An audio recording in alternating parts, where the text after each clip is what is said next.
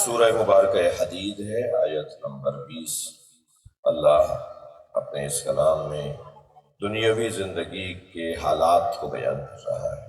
پہلے تو اللہ ہے، اس پر ہمارے پاس بہت سارے آثار ہیں، یعنی اگر ہر روز نہ صحیح 2-4-5 دن کے بعد یہ شک آنے لگے کہ اللہ بھی ہے یا نہیں، تو پھر ہمیں ان آثار کو ریویو اور دہرانا ہوگا کہ جو آثار یہ ثابت کرتے ہیں کہ اللہ ہے۔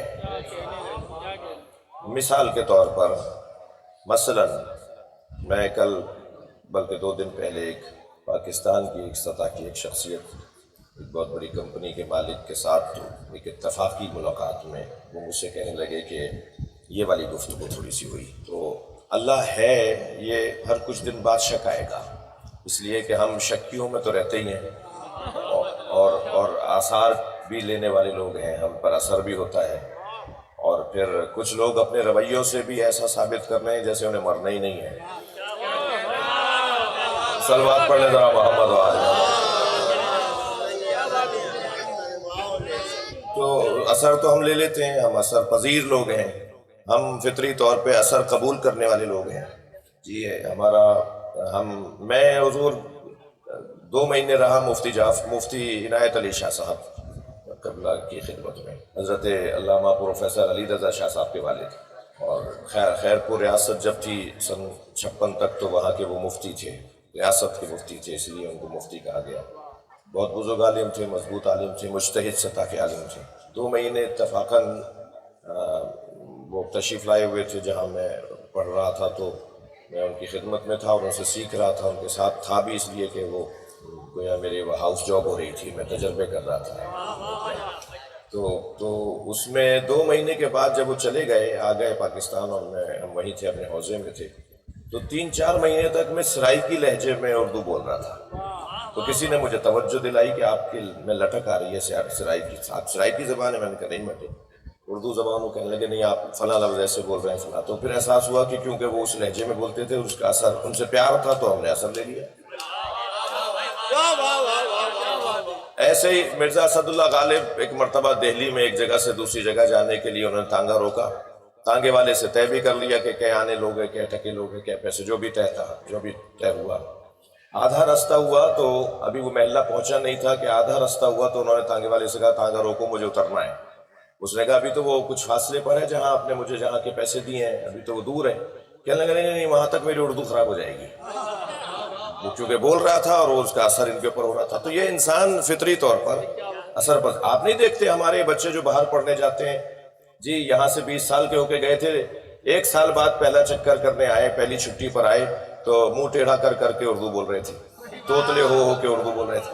کیا ہوا صاحب؟ وہ انگریزی زیادہ بولتے ہیں تو اس کا اثر ہے ہمارے۔ تو یہ ایسا ہوتا ہے، ایسا ہے۔ اسے تو علامہ اقبال نے، باہر والوں کے لیے تو علامہ اقبال نے 2 مصرے ایسے کہہ دیے کہ ان 2 مصروں پر اگر باہر والے ان کو اپنے گھروں میں لگا لینا، فریم کروا کے ان 2 مصروں کو اقبال کے، تو سارے مسئلے ان کے حل رہیں گے، کنٹرول میں رہیں گے، اپنے کنٹرول میں رہیں گے۔ وہ 2 مصرے اقبال کے یہ ہیں کہ خیرہ نہ کر سکا مجھے جلوے دانش فرہنگ، خیرہ نہ کر سکا مجھے جلوے دانش فرنگ، سرما ہے میری آنکھ کا خاک مدینہ و نجف۔ صلوات پڑھ لیں محمد و آل محمد۔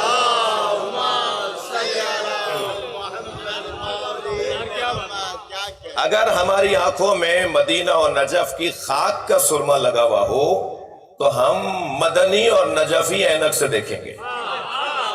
صلوات پڑھیں مولا کی ذات پر۔ یہ فارمولہ ہے، یہ قاعدہ ہے ان کا دیا ہوا کہ اس انداز سے اگر دیکھو گے، میں ان بچوں کے لیے اگرچہ کافی دیر سے شاید بیٹھے تھے چلے گئے، تو ان بچوں کی خاطر بھی ایک کچھ لہجہ اپنا تھوڑا سا ایسا رکھنا چاہوں گا تاکہ یہ کچھ لے کے جائیں یہاں سے، اور الحمدللہ ایک اچھی بڑی تعداد میں کم سنوں کی تعداد بھی ہے۔ سرخ شیشوں کے اینک لگا لیں گے نا تو شلجم بھی چقندر نظر آئے گا، تو اینک لگانے کی ضرورت ہے، اور اینک کون سی ہو، کون سی اینک لگا کے دیکھیں، تو اقبال نے کہہ دیا کہ مدینے کی اور نجف کی اینک لگا کے دیکھیں۔ ایک صاحب کہنے لگے مولانا حدیث کہہ رہی ہے سرکار نے فرمایا ہے الحکمت ضالۃ المومن اینما وجدہا اخذہا، سرکار نے فرمایا ہے علم مومن کی میراث ہے، جہاں سے ملے لے لو۔ تو پھر آپ یہ والی پابندیاں مولوی حضرات کیوں لگاتے ہیں؟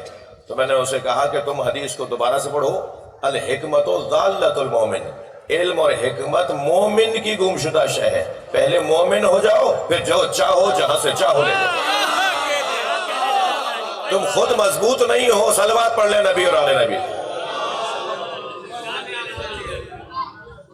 خود کو پہلے مضبوط بنانا ہوگا، پھر جہاں چاہیں چلے جائیں، جہاں جس سے چاہیں لے لیں۔ یہ جو ہمارے مزاج کے اندر اثر پذیری ہے، اثر قبول کرنے کا، ہم فطری طور پہ اثر قبول کرتے ہیں، ایسا ہی ہے۔ 85 مثالیں ہیں، آپ خود اپنے زندگی میں آنے والے مشاہدات کو دہرائیے، ایسا ہوا ہوگا کہیں نہ کہیں۔ تو ہنر یہ ہے، کارنامہ یہ ہے کہ انسان جہاں اثر لے رہا ہو وہاں اثر چھوڑ بھی رہا ہو، اور اثر وہ چھوڑے گا جس کے ہاں استقلال پایا جائے گا، جس کے ہاں مضبوطی پائی جائے گی۔ جو خود روزانہ رنگ بدلتا ہو، جو خود روزانہ ڈھنگ بدلتا ہو، روش بدلتا ہو، طریقے بدلتا ہو، جو روزانہ زمانے کو موڑ موڑ کر دیکھتا ہو۔ میں اور آپ جس گھرانے سے پیار کرتے ہیں ان کا پیغام یہ ہے کہ زمانے کو مڑ کر نہیں دیکھا کرو، موڑ کر دیکھا کرو۔ اپنے حق میں حالات کو تبدیل کرنا ہنر ہے۔ یہ کوئی ہنر نہیں ہے کہ انسان ہمیشہ دوسروں کے کہنے پہ چلتا رہے۔ 4 چیزیں تو ایسی ہوں میری زندگی میں کہ جو میرے پاس اتنی مضبوط ہوں کہ لوگ کہیں کہ یہ چیز اس کے پاس ایسی ہے جسے ہمیں لینا چاہیے۔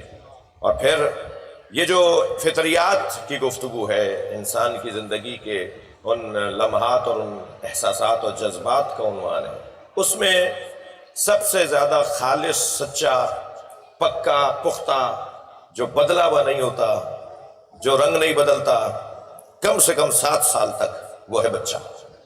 بچہ پہلے 7 سال تک پختہ ہوتا ہے، اللہ کا بنایا ہوا ہوتا ہے، پھر آہستہ آہستہ ماں باپ کا بنایا ہوا ہو جاتا ہے، پھر آہستہ آہستہ ماحول کا بنایا ہوا ہو جاتا ہے۔ یہ جھوٹ بولنا سیکھ کر نہیں آیا تھا، ماحول اسے جھوٹا بنا دیتا ہے۔ یہ منافق آیا نہیں تھا، ماحول اسے منافقت سے جذب کر دیتا ہے۔ یہ جو پہلے 7 سال کا بچہ ہے نا، جسے معصوم نے بادشاہ بولا ہے، بادشاہ حکم چلائیں گے، یہ جیسا یہ چاہیں گے ایسا ہوگا، جیسا یہ چاہیں ایسا ہو۔ تمہیں اگر بادشاہ کو کوئی بات توجہ دلانی بھی ہوتی ہے، سمجھانا بھی ہوتی ہے، تو آپ جناب کہہ کے سمجھاتے ہیں۔ آپ جی، آپ حضور علی جناب کہہ کر کہ ایسے ہو جائے گا تو حضور ایسے ہو جائے گا، آپ کی مرضی ہے۔ کیسے سجا سجا کے بادشاہ کو ادب احترام سے بات کی جاتی ہے کہ کہیں بادشاہ سلامت ناراض نہ ہو جائے، کہیں وہ آرڈر کوئی اور پاس نہ کر دیں۔ جی اچھا، بادشاہ ہے، جب چاہے گا کچھ بھی کہہ دے گا، تو یہ جب چاہتے ہیں کچھ بھی کہہ دیتے ہیں، کبھی ابا کو کبھی اماں، یہ تو بعد میں انہیں پتہ چلے گا، یاد آئے گا، اور اگر کسی نے یاد دلایا بھی تو۔ اور انہیں زیادہ تر چیزیں یاد نہیں ہوں گی، اس لیے کہ کون سی اچھی چیز تھی جو یاد رکھی جاتی ہے۔ اللہ نے اس حافظے کو بھی بہت زیادہ اپنی نوعیت کا رکھا ہے، میں نہیں کہتا کمزور رکھا ہے، لفظ کمزور میں نے نہیں بولا۔ اس 7 سال کے دورانیے کے حافظے کو اللہ نے خاص نوعیت کا رکھا ہے۔ پہلے 6 مہینے تک تو یہ رنگوں کے اندر مبتلا رہتا ہے، اسے رنگ ہی متوجہ کر رہے ہوتے ہیں۔ پہلے 2 سال کی کسی کو یادداشت نہیں ہوگی، میں آپ کی اپنی بات کر رہا ہوں، مولا علی کی بات نہیں کر رہا، مولا نبی کی بات نہیں کر رہا، ائمہ اہل بیت کی ابھی یہ گفتگو نہیں ہے، یہ گفتگو ہو رہی ہے ان کی تعلیمات کی روشنی میں، ان کے چاہنے والوں کی اور عام انسانوں کی۔ میرے معصوم امام جعفر صادق علیہ السلام فرماتے ہیں کہ یہ جو بچے کو پہلے 2 سال کی یادیں نہیں ہیں، بھئی کیا حسین جملہ ہے، قربان جائیں امام کے وجود پر۔ فرماتے ہیں وہ جو پہلے 2 سال کی اسے یادیں نہیں ہیں، اس کی یادوں میں لمحات محفوظ نہیں ہیں، وہ ماں کی حرمت کی وجہ سے اللہ نے رکھا ہے۔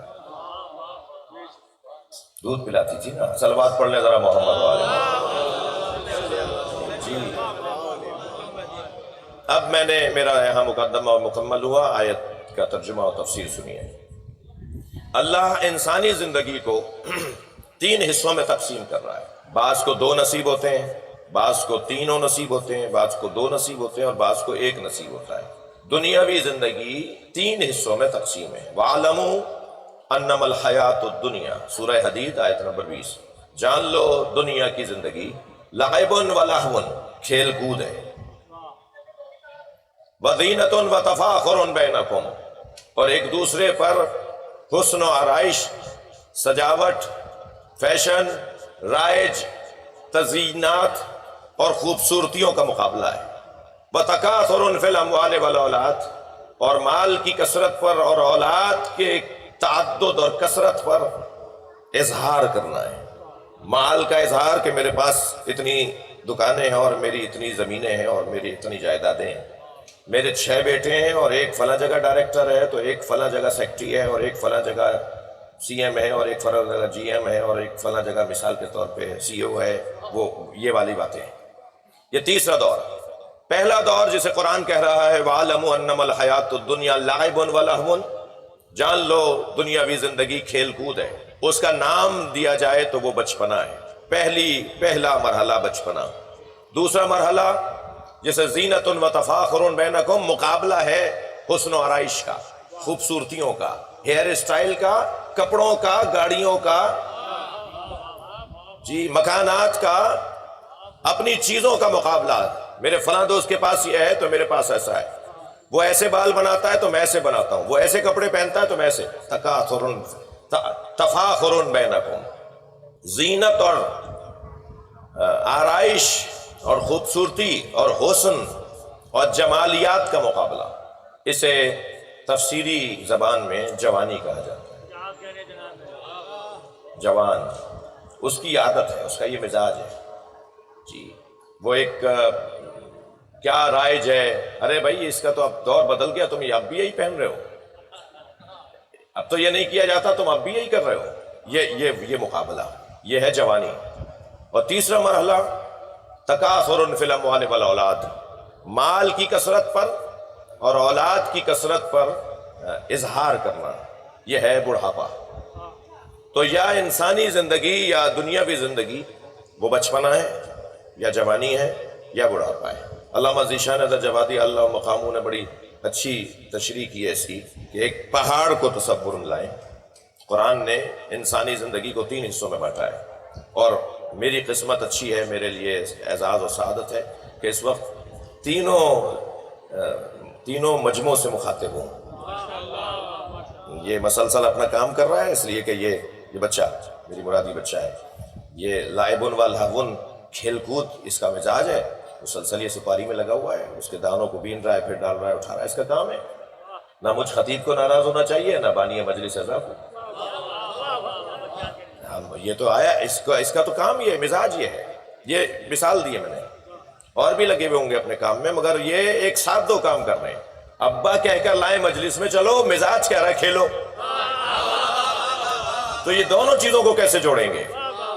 یہ تو دینداروں اور دینی ادارے رکھنے والوں کا کام ہے کہ بچوں کے لیے دینی اداروں میں اس بات کا احساس کریں کہ مزاج اس کا کھیلنا ہے۔ صلوات پڑھ لیں ذرا محمد و آل محمد۔ آگے آ جائے جیسا ایک اور صلوات نبی کی ذات۔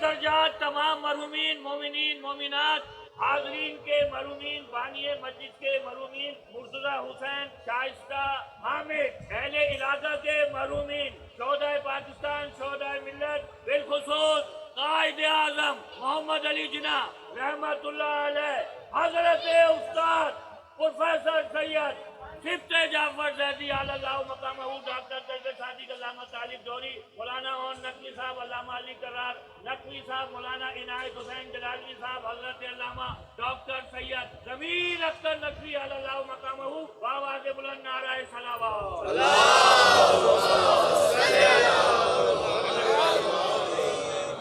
कुछ अहबाब यहाँ इस तरफ भी ऊपर आ जाइए, सब आपके यहाँ आ जाइए।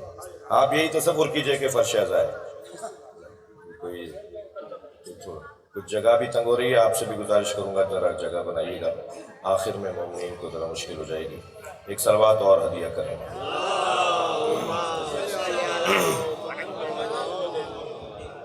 एक और बेहतर सलवात।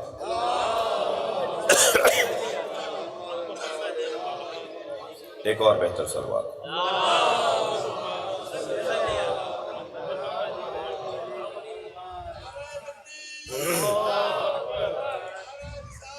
या रसूल अल्लाह,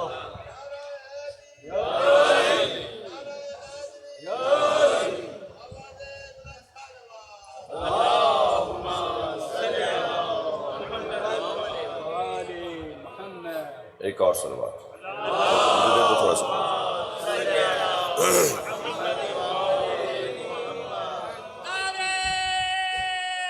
बस 2 वोट दो।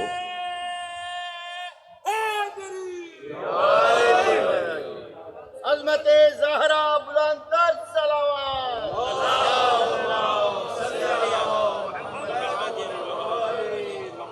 हाजात की बराबरी के लिए और बेहतर बुलंद सलवात।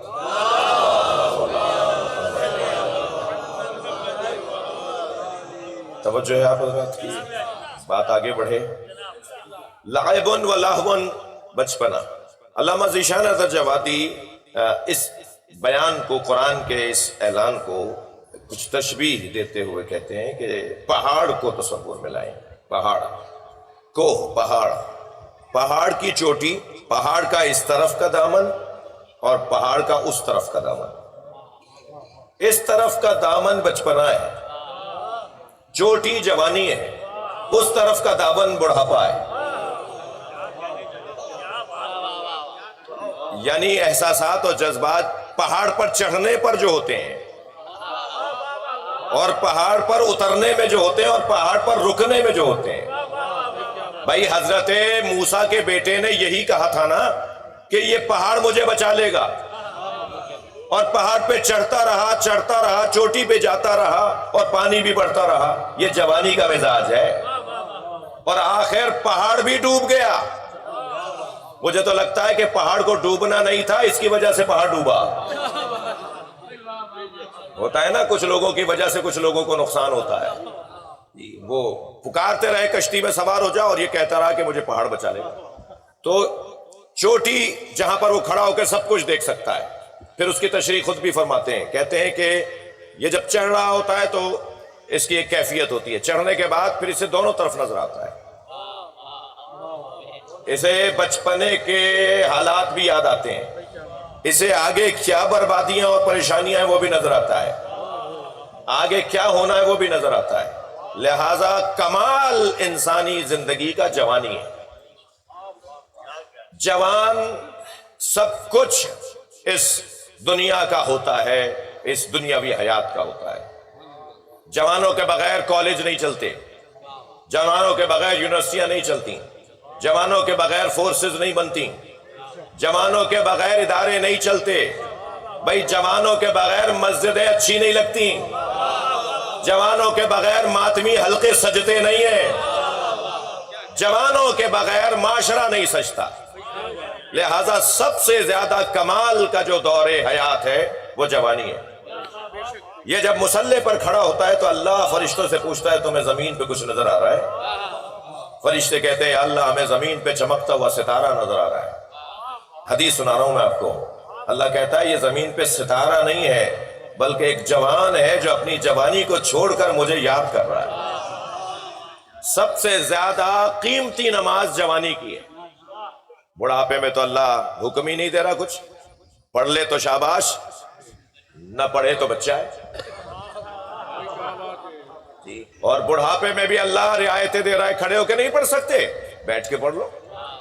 बैठ के नहीं पढ़ सकते, جی لیٹ کے پڑھ لو، لیٹ کے بھی نہیں ہو رہا تو اشاروں میں پڑھ لو، یعنی معافیاں مل رہی ہیں۔ جی بچے سے اللہ بات نہیں کرتا، اس لیے کہ شریعت لڑکے کی تو 15 سال میں شروع ہوتی ہے، لڑکی کی 9 سال میں شروع ہوتی ہے، اور بچپنا 7 سال پہ ختم ہوتا ہے۔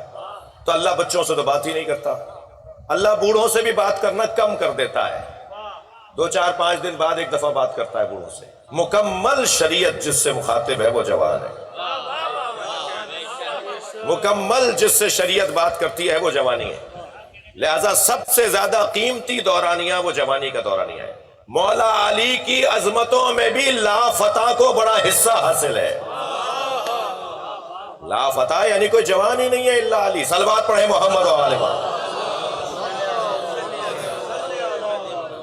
فتح، فتح لفظ فتح، فتین، فتایات، جوان اور جوانوں کو کہا جاتا ہے۔ جوانی سب سے زیادہ قیمتی دورانیہ جوانی کا ہے۔ اس نے اتفاق ہے کہ کچھ کم نہیں ہے تعداد نوجوانوں کی مجلس میں، جتنا اس دور میں محنت کر سکتے ہیں، جتنا اس دور سے حاصل کر سکتے ہیں، اس لیے کہ مکمل توانائی کا دورانیہ ہے، جتنا پڑھ سکتے ہیں، جتنا تجربہ حاصل کر سکتے ہیں، اتنا ہی پھر ساری زندگی کام آئے گا۔ اور بڑھاپے کا اپنا حسن ہے، بچپنے کا اپنا جمال ہے۔ یہ 3 دورانیے پروردگار عالم نے قرآن مجید میں بیان کیے ہیں۔ ان تینوں دورانیوں کے اپنے اپنے تقاضے۔ میں کچھ دیر پہلے دورانیے پہ رکنا چاہتا ہوں، اور کچھ دیر ہی رہ گئی ہے جس پہ میں اپنی بات کو فضائل کے باب میں مکمل کر کے چند جملے مسائل کی پڑھوں گا۔ پہلا دورانیہ بچپنا ہے، احساسات سے اور جذبات سے اور سچائی سے اور حقیقت سے بھرا ہوا زمانہ، جس زمانے میں وہی سب نظر آتا ہے کہ جس میں یہ کہا جا سکے کہ یہ اللہ نے بنا کر بھیجا ہے۔ یعنی جتنا بچے پر ہم غور کریں گے اتنا اللہ ہے پر یقین بڑھے گا۔ جتنا ہم بچے کے اوپر غور کرتے چلے جائیں گے اللہ ہے، کسی نے اسے بنا کر بھیجا ہے، یہ وہاں سے صحیح اور سالم بن کر آیا ہے۔ لہٰذا اگر 3 سال کا بچہ کسی کا شیشہ توڑ دے اور کوئی اسے گھور کے دیکھے، اسے ڈانٹے، تو دوسری آواز فوراً آ جاتی ہے معصوم ہے، چھوڑ دو معصوم ہے۔ یہ جو معصوم ہے کی آواز آتی ہے، یہ گویا ایک پیغام ہے کہ اس نے قصدن ایسا نہیں کیا، اس سے ہو گیا ہے۔ جس سے جو قصدن ایسا نہ کرے اور ہو جائے تو اسے بہرحال ترک اولا ضرور کہا جائے گا، لیکن جن ہستیوں کو ہم آخری وقت تک معصوم مانتے ہیں ان کے ہاں ترک اولا بھی نہیں ہے۔ اور یہ جو لفظ بولا جاتا ہے کہ معصوم ہے، یہ محاورہ ہے، عقیدہ نہیں ہے۔ بھائی توجہ چاہوں گا ان جملوں پر۔ یہ محاورتاً ہم کہتے ہیں معصوم ہے، چھوڑ دو اس کو، کچھ نہیں کہو، یہ عقیدہ نہیں ہے، محاورہ ہے۔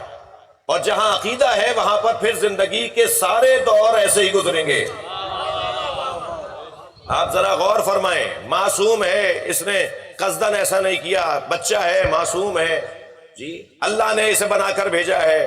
جب چادر میں حسنین آ رہے ہیں تو سن و سال بچپنے کا ہے۔ یہ بھی میں محاورتاً بول رہا ہوں، ورنہ ان کو بچہ نہیں بولا جاتا، یہ بچے نہیں ہوتے۔ یہ بچے کیسے ہوں کہ جب گود میں کہتے ہوں کہ تورات سناؤ، زبور سناؤ، انجیل سناؤ، قرآن سناؤ، کیسے انہیں بچہ مان لیا جائے؟ یہ محاورتاً ضرور کہا جائے گا کہ امام کم سن تھے، 3 سال کی عمر تھی، بچپنا تھا، نبی کے پشت پہ آ کے بیٹھ گئے تھے، یہ محاورتاً ہم کہہ رہے ہیں۔ ورنہ یہ وہ بچے ہیں جو بڑوں کو گود میں سکھا رہے ہوتے ہیں۔ جی حضرت حشام آئے امام جعفر صادق علیہ السلام کی خدمت میں، غلام نے بتایا کہ کچھ دیر رکو، حضرت کے گھر میں جس بچے کی آمد ہونی تھی وہ آمد ہو گئی ہے۔ وہ بچہ امام کو لا کے دیا گیا، امام اس کو لیے اس سے کچھ گفتگو کر رہے ہیں۔ امام موسیٰ کاظم کی آمد ہوئی ہے۔ حشام کہتے ہیں کہ میں پہنچا تو حضرت کی پشت میری طرف تھی اور حضرت گہوارے کے ساتھ کھڑے ان سے کچھ بات کر رہے تھے۔ جب گفتگو حضرت کی وہاں بچے سے مکمل ہو گئی، یعنی جیسے بچے سے کوئی بڑا بات کر رہا ہو، تو مڑ کر مجھے دیکھا اور کہا کہ حشام آگے بڑھو اور اپنے آئندہ آنے والے امام کو سلام کرو، جو میرے بعد تمہارا امام ہے اسے سلام کرو۔ حشام کہتے ہیں میں قریب گیا اور میں نے جا کے سلام کیا، السلام علیکہ ایھا الطفل الصغیر، اے گہوارے کے نونہال نوخیز شیرخوار بچے، آپ پہ سلام۔ تو جیسے ہی میں نے یہ جملہ کہا تو انہوں نے فصیح عربی میں مجھے جواب سلام دیا کہ کہتے ہیں اس وقت ایک مرتبہ میرا وجود ہل کے رہ گیا کہ اللہ نے ہمیں کس گھرانے سے جوڑا ہے. تو انہوں نے فصیح عربی میں مجھے جواب دیا اور کہا ہے شام 7 دن پہلے تمہارے ہاں بیٹی کی ولادت ہوئی ہے, تم نے اپنی بیٹی کا جو نام رکھا ہے وہ ہمیں اچھا نہیں لگتا, نام بدل دو. نام بھی بتایا حضرت نے, میں جو یہاں نہیں بتا رہا. ایک صلوات پڑھ لیں محمد و آل محمد. اس سے اچھی صلوات, بہتر صلوات.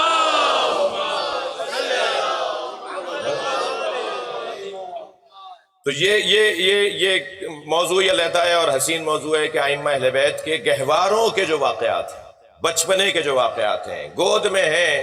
بھائی سرکار کو تو دیکھیں نا, حضرت فرما رہے ہیں ہما امامان قاما و قادا, میرے یہ دونوں حسن حسین امام ہیں, چاہے دونوں کھڑے ہوں یا دونوں بیٹھے ہوں. میں یہ ترجمہ نہیں کرتا کہ ایک بیٹھا ہو ایک کھڑا ہو, یہ غلط ترجمہ ہے. پتہ نہیں کسی نے وہ خالی میں ایک دفعہ کر دیا ہوگا ترجمہ, اب وہ چل ہی جا رہا ہے وہی ترجمہ. ان الحسن والحسین سیدہ شباب اہل الجنہ, حسن حسین جوانان جنت کے سردار ہیں. کسی نے ایک دفعہ کر دیا ہوگا, وہی چلا جا رہا ہے, غلط ترجمہ ہے. کہاں کہا ہے سرکار نے کہ ان الحسن والحسین سیدہ شباب اہل الجنہ, حسن حسین جوانان جنت کے سردار ہیں. اس کا مطلب ہے مر جاؤ جنت میں چلے جاؤ تو 2 سردار ملیں گے, یعنی مردوں کے سردار ہیں. اچھا پھر یہ کہا بھی نہیں ہے نا نبی نے, سامنے کی سیدھی سادی زبان. حضرت کا تو معجزہ یہ تھا کہ فرماتے ہیں مجھے اللہ نے آسان بولنے کا ہنر دیا ہے. سرکار نے فرمایا مجھے اللہ نے آسان بولنے کا ہنر دیا ہے, میں آسان بات کرتا ہوں. فرمایا ان الحسن والحسین سیدہ شباب اہل الجنہ, حسن حسین جوانان جنت کے سردار ہیں. نہیں, حسن حسین جوانان اہل جنت کے سردار ہیں. اور اہل جنت ہونے کے لیے مرنا ضروری نہیں ہے, اسی دنیا میں اہل جنت ہو جاؤ, حسنین تمہارے سردار ہیں. بس ایک دفعہ ترجمہ ہوا ہوگا, وہ چلا جا رہا ہے. ایسے یہ ترجمہ ہے ہما امامان, یہ دونوں میرے حسن حسین امام ہیں. قاما ترجمہ کرتے ہیں کھڑا ہو ایک, او قادا یا ایک بیٹھا ہو, یعنی ایک جنگ کرے یا ایک صلح کرے. ترجمے کی وجہ سے تفسیر بھی غلط ہو رہی ہے پھر. یعنی ایک امام کے مزاج میں ہم نے قیام رکھ دیا, ایک امام کے مزاج میں ہم نے صلح رکھ دی. وہ ترجمے کی وجہ سے تو تشریح غلط ہو رہی ہے.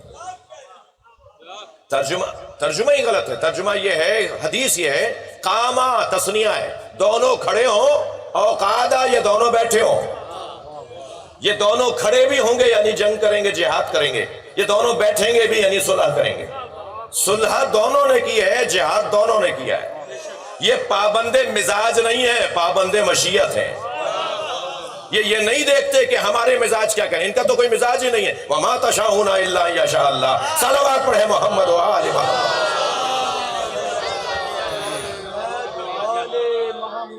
ایک اور بہتر صلوات.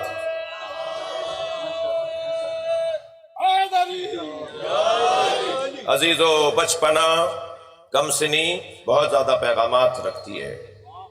اس دور میں انسان بچوں سے بہت کچھ سیکھ سکتا ہے. یہ سب سے حسین عنوان ان کی زندگی میں کھیل کود ہے. اللہ نے انہیں لعب و لہو کی کیفیت دے کر بھیجا ہے. کل کا بچہ اسکول جاتا تھا تو روتا پیٹتا جاتا تھا, آج کا بچہ اسکول نہ جائے تو روتا ہے. بچہ بدلا ہے یا اسکول بدلا ہے؟ بچہ نہیں بدلا. 1000 سال پہلے والا بچہ بھی وہی تھا, آج کا بچہ بھی وہی ہے. بچہ نہیں بدلا, اسکول بدل گئے. کل تختی, دوات, قلم, سلیٹ, چاک, بھائی بستہ, اور وہ بھی دوات.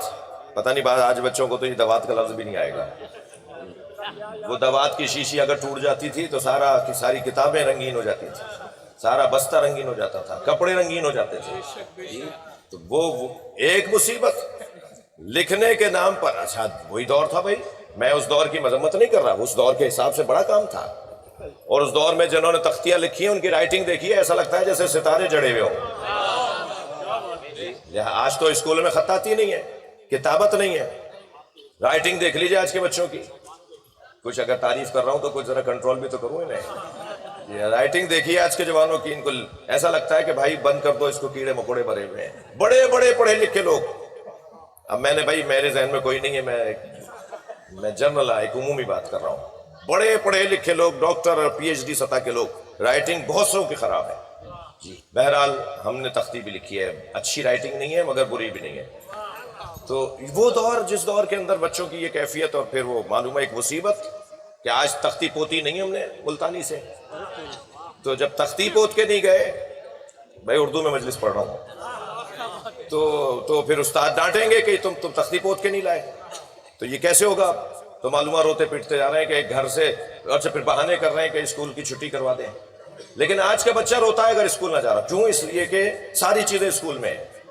اب تو کتابوں کا، کاغذوں کا کام ہی نہیں ہے، اب تو پریکٹیکل کے اندر وہ سکھا رہے ہیں، اور بچے کے مزاج میں کھیلنا ہے.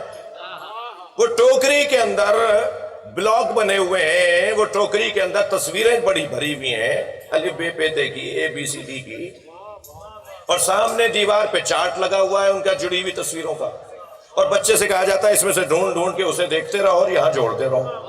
وہ سمجھ رہا ہے میں کھیل رہا ہوں، اس کے ساتھ دھوکہ ہو رہا ہے، اسے پڑھایا جا رہا ہے. اور وہ کھیل کھیل میں میرے عزیزو بہت کچھ پڑھ لیتا ہے.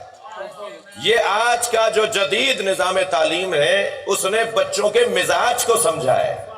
مگر میں انہیں بھی یہ جملہ کہنا چاہتا ہوں کہ تمہارا کوئی ہنر نہیں ہے. یہ نظام 1400 سال پہلے اللہ نے قائم کیا تھا. قرآن میں تھیوری رکھی تھی، اہل بیت کا پریکٹیکل رکھا تھا. صلوات پڑھیں محمد و آل محمد. قرآن کو دیکھتے رہو اور اہل بیت کی تصویروں کو جوڑتے رہو، تمہیں نظام زندگی سمجھ میں آ جائے گا. عزیزان گرامی، یہ دور، میں ایک چند حدیثیں سوچ کے آیا تھا، مگر وقت اتنا ہی رہ گیا کہ میں چند جملے مصائب کے پڑھوں، اس لیے کہ اذان سے پہلے یقیناً ایک نوحہ بھی ہے اور ہمیں تمام عبادتوں کا خیال رکھ کر ادا کرنا ہے. بچپن کے بغیر، بچے کے بغیر، کمسن کے بغیر جب کربلا میں رونق نہیں ہو تو ہمارے گھروں میں رونق کیسے ہوگی؟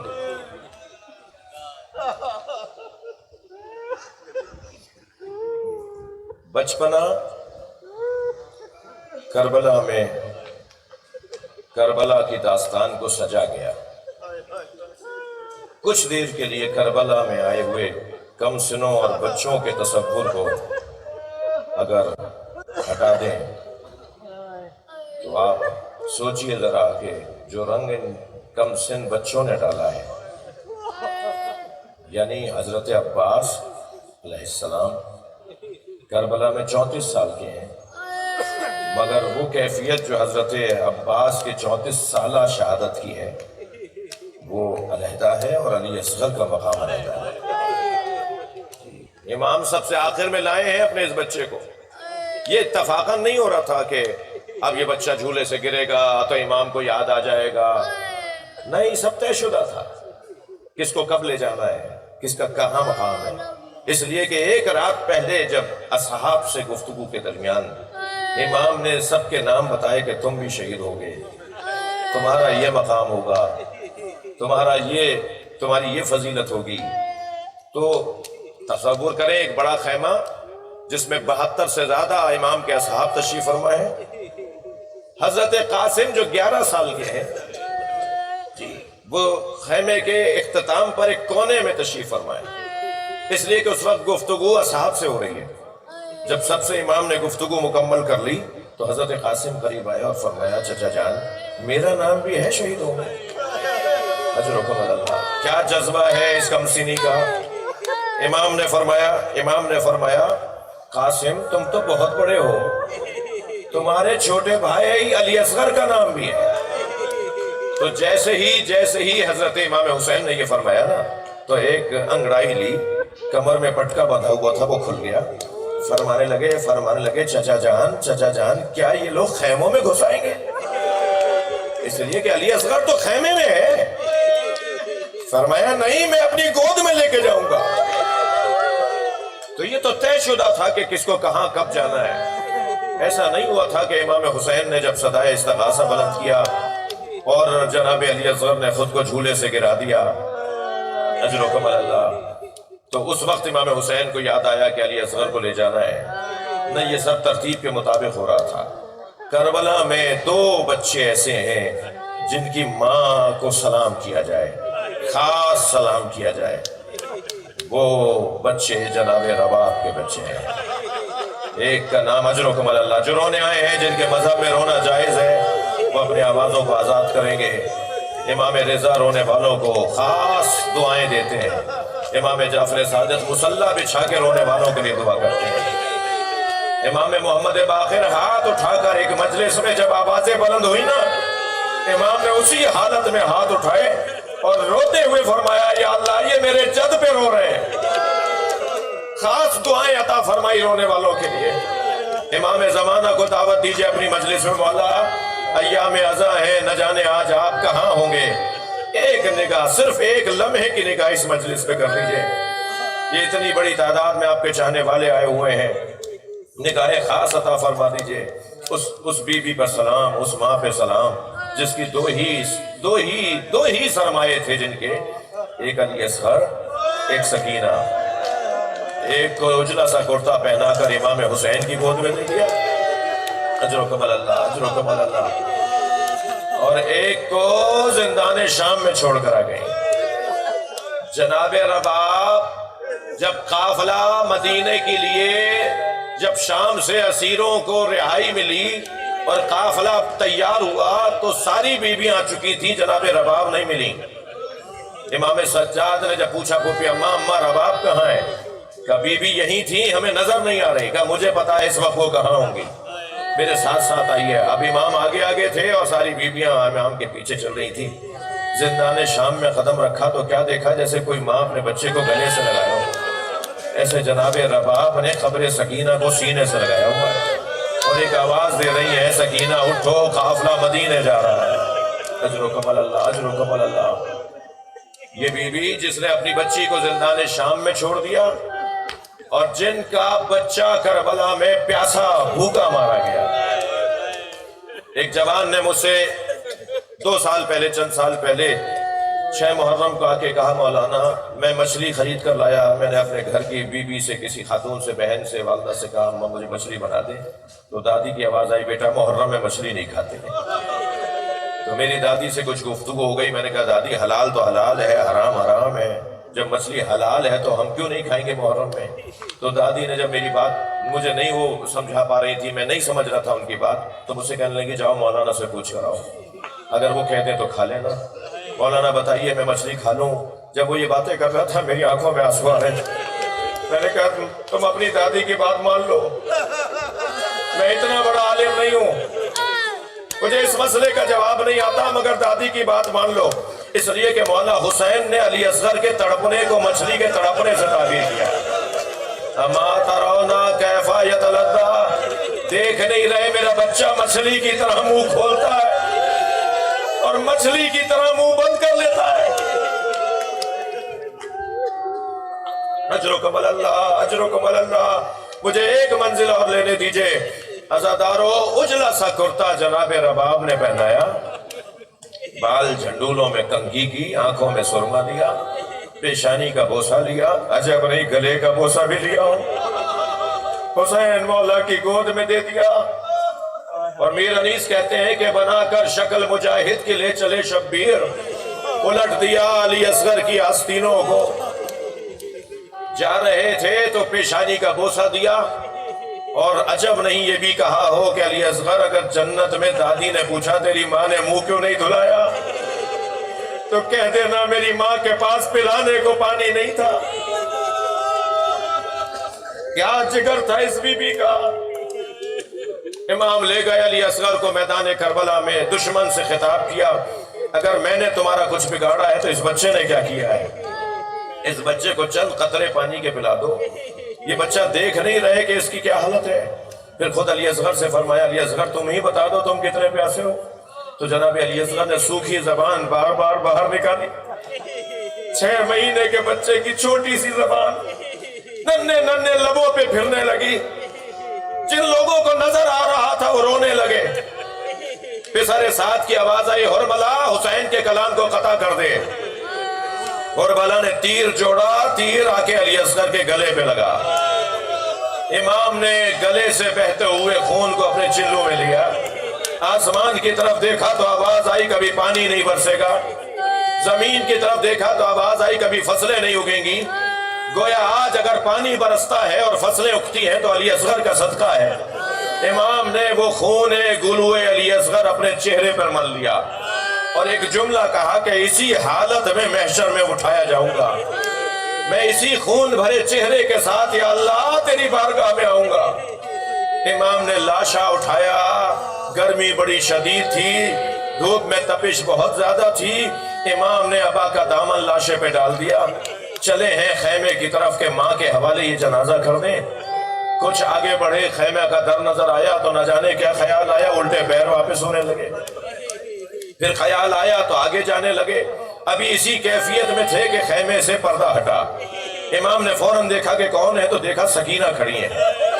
بی بی سکینہ نے دیکھا کہ بھیا بابا کی گود میں آرام سے سو رہا ہے، جو کچھ دیر پہلے مچھلی کی طرح تڑپ رہا تھا، یہ امام کی تعبیر ہے نا، جو کچھ دیر پہلے تڑپ رہا تھا وہ چین سے سو رہا ہے، تو بی بی یہی سمجھے گی نا کہ پانی پی لیا ہے، بھائی سو گیا ہے، تو دور سے آواز دے کر کہنے لگی بابا میں بھی پیاسی ہوں، مجھے بھی پانی پلا لائیے۔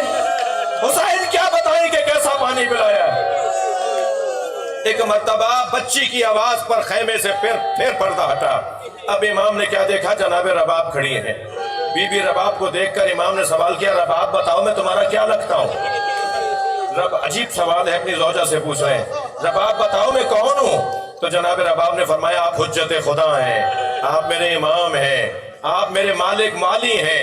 امام نے جملے سنے تو ابا کا دامن ہٹا دیا، خون میں لت پت بچہ ماں نے دیکھا، ننے ننے لبوں پہ لب رکھ دیے اور آواز دے کر کہا میرے لال عرب تو اونٹنی کے بچے کو بھی نہر نہیں کرتا، کیا تم جیسوں کو نہر کیا جاتا ہے؟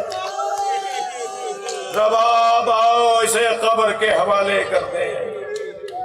اللہ لعنت اللہ علی قوم الظالمین، یا حسین